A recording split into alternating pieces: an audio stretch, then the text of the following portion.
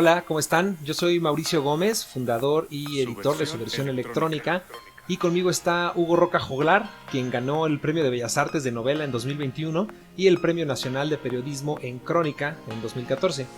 Su obra de marcado contenido autobiográfico se caracteriza por transitar libremente entre géneros y construir atmósferas de una sensualidad exhaustiva, donde la exploración sonora es siempre principio y fin.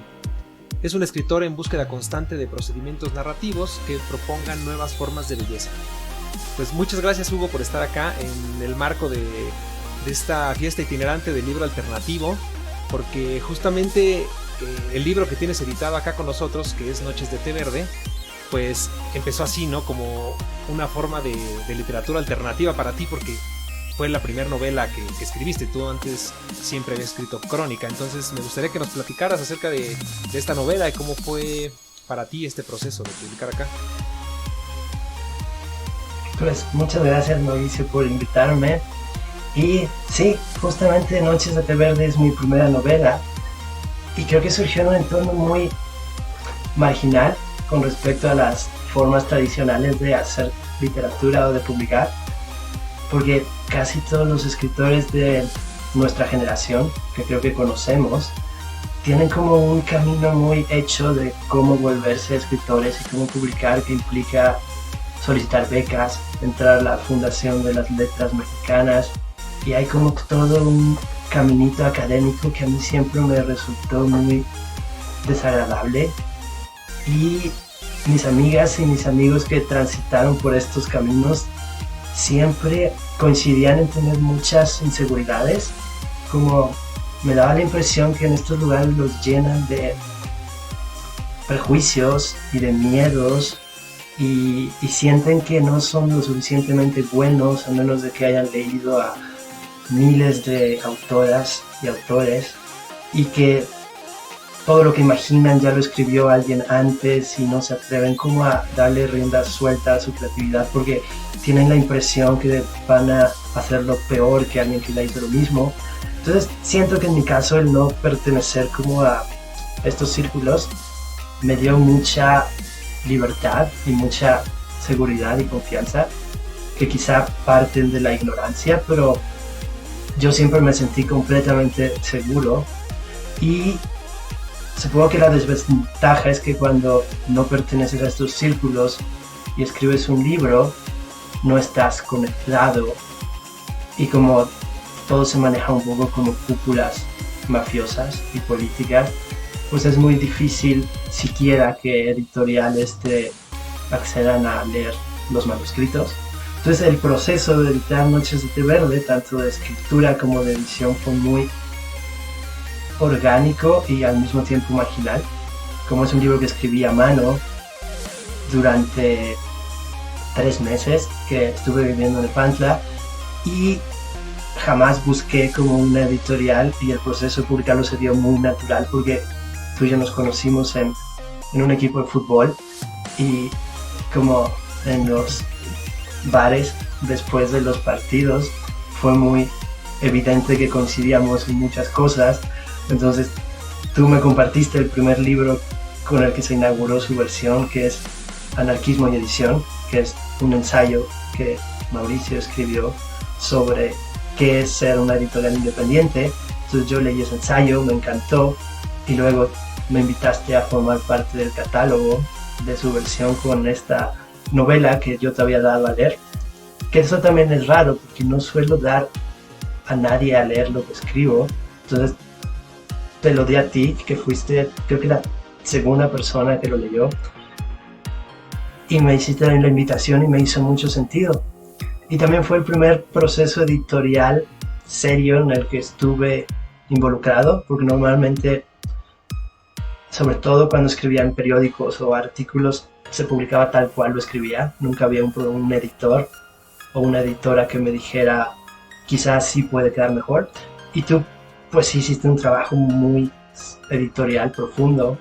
Me sugeriste quitar partes, me sugeriste cómo hacer más cohesión entre los personajes, identificaste como fallas logísticas que en un nivel profesional pues son muy graves. Me dijiste, oye, aquí tiene el pelo castaño y de pronto tiene rubio, cosas así. Entonces, como también fue un proceso muy bonito porque siento que el libro que te di y el libro que publicaste mejoró muchísimo, se volvió una novela más poderosa, mucho más concreta. Entonces fue mi primera experiencia editorial y creo que ha sido la más memorable y es el libro al que le tengo más cariño. Es que es curioso que lo menciones así porque en este sentido de que por fuera de la normalidad, entre comillas, o de lo que se supone que tiene que ser, porque justamente no solo su versión electrónica, creo que estos espacios como la fiesta itinerante del libro alternativo, pues también somos muchas personas que estamos pasando por lo mismo, ¿no?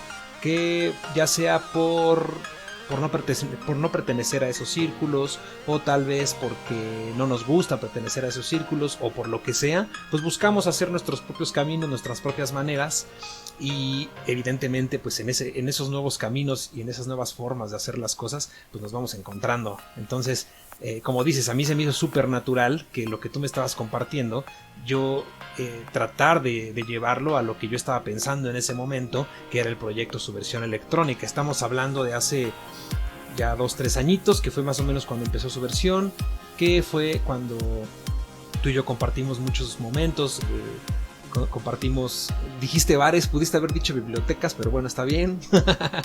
Pero es como si 5 años, ¿no? Sí, bueno, claro, tienes razón, eso fue hace como 5 años. Pero bueno, ya el libro como tal fue hace como 2 años, en 2018 se editó, ¿no? 19. No, 3, 4. 19, sí. Sí, como 3-4 años exactamente. Pero bueno, a lo que voy es que es muy natural ese proceso, que en esta búsqueda de cosas alternativas y distintas, nos encontremos en el camino y encontremos afinidades y formas de ir haciendo las cosas. Yo te quería preguntar rápido, porque no tenemos tanto tiempo, ¿qué fue lo que te llevó en ese momento a escribir novela? Porque tú eras ya un autor premiado como cronista. ¿Qué fue lo que te hizo decir, tengo ganas de escribir una novela y lo voy a hacer de esta manera?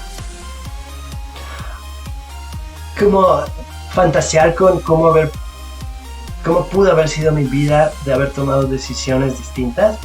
Como Noches de Té Verde parte de una introspección muy profunda, casi autobiográfica, pero en un punto decidí como arrojar todos los acontecimientos narrativos hacia la ficción, pero una ficción que está muy ligada a mí, como estrechamente ligada a mí, que no se aparta de posibilidades que pude haber tenido, como quizá de haber estudiado música, de haber seguido estudiando música, que es como un mundo en el que estoy muy presente, y sobre todo como este ejercicio muy fascinante de fantasear con quién pudiste haber sido.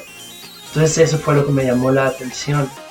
Justamente había leído un libro de Doris Lessing donde hablaba al principio, como cuenta una historia de no ficción sobre sus abuelos, una historia trágica sobre la historia de su abuela y su abuelo, y luego rompe la no ficción para decir, es que pudieron haber tenido una vida distinta, una vida más luminosa y una vida llena de esperanza si hubieran tenido otras decisiones. Entonces la ficción me permite abordar esta esperanza e imaginarles una vida distinta a mis abuelos. Entonces yo quise hacer un poco lo contrario, como imaginarme una vida mucho más siniestra y mucho más oscura de la que pude haber tenido. Entonces la ficción creo que permite este ejercicio narrativo muy fascinante, que es imaginarte futuros, bueno, no futuros, imaginarte vidas distintas que pueden haber sido tuyas y que ya no pudiste perseguir por tomar decisiones. Entonces eso me llevó a la ficción, como fantasear con posibles destinos. Sí, por los que no conozcan de qué va esta novela de Noches de Té Verde, es de manera autobiográfica, entre comillas, porque no es la persona de Hugo Roca Joglar, pero está narrado en primera persona, como lo acaba de decir, imaginándose ciertas cosas que pudieron o no haber pasado, pero nos lleva por un camino, bueno, es la vida de un músico que está frustrado porque él se siente músico de conservatorio, quiere componer una gran sinfonía y acaba tocando música punk pues de alguna manera barata, podríamos decir, con unos amigos y todo lo que implica eso, ¿no? La frustración de saberse de 30 y tantos, casi 40, sin poderse dedicar a lo que él soñó cuando tenía 15, 20 años, las relaciones amorosas, la relación con los amigos, no saber si quiere o no ser padre, y pues todo lo que hay en medio, ¿no? Que básicamente es la vida. ¿Qué fue lo que más dirías tú que te gusta de Noches de Té Verde? ¿Qué parte dices, creo que esto es donde más me emocioné? Creo que cuando la leí después de tu edición y se me hizo muy honesta, como ya lejos del texto, casi ya leyéndolo como si no fuera mío, como incluso desde una actitud crítica buscando errores y como verlo mal, se me hizo que cualquier falla que pueda tener se compensa que es una voz muy honesta, como si creo que transmite las dudas de una persona de mi generación, bueno, de nuestra generación, como que estamos en los 30. Esto te iba a decir, sí. Y pues ya la vida de nuestros padres y abuelos y los esquemas que les dieron sentido, como quizá matrimonio, trabajo de oficina o iglesia, ya no hacen sentido para nosotros, pero somos incapaces de construir nuevos esquemas, entonces estamos en una incertidumbre que no dejamos de pensar y nos atormenta todo el tiempo. Creo que las generaciones anteriores no se preguntaban tantas cosas, ni dudaban tanto, ni tenían como esta angustia permanente. Entonces creo que el protagonista del libro logra transmitir esta angustia de una forma honesta, como se siente que es una persona que está viviendo una crisis existencial que a la vez la primera persona creo que se justifica porque lejos de ser como una primera persona ególatra, es como un espejo generacional. Entonces creo que en su voz se pueden ver reflejados muchas personas de su generación. Y eso es lo que más me gusta. Por lo menos que es un intento de espejear una angustia generacional. Sí. Sí, yo estoy de acuerdo con eso. Creo que es muy fácil identificarse con ciertos problemas pues existenciales de qué hemos hecho, qué ha pasado, qué va a pasar. Y como dices, pues creo que nuestra generación, más o menos por estos años, pues de alguna manera todos compartimos, ¿no? Lamentablemente se nos acaba el tiempo, mi querido Hugo. Pero a las personas que están escuchando esto, viendo este video, pueden saber más de Hugo Roca en su página de internet en www.hugoroca.com. Pueden saber más del proyecto de Subversión Electrónica en subversionelectronica.org. Y también aprovecho para agradecer a la Fiesta Itinerante del Libro Alternativo, que pues hizo posible este espacio y esta pequeñísima entrevista.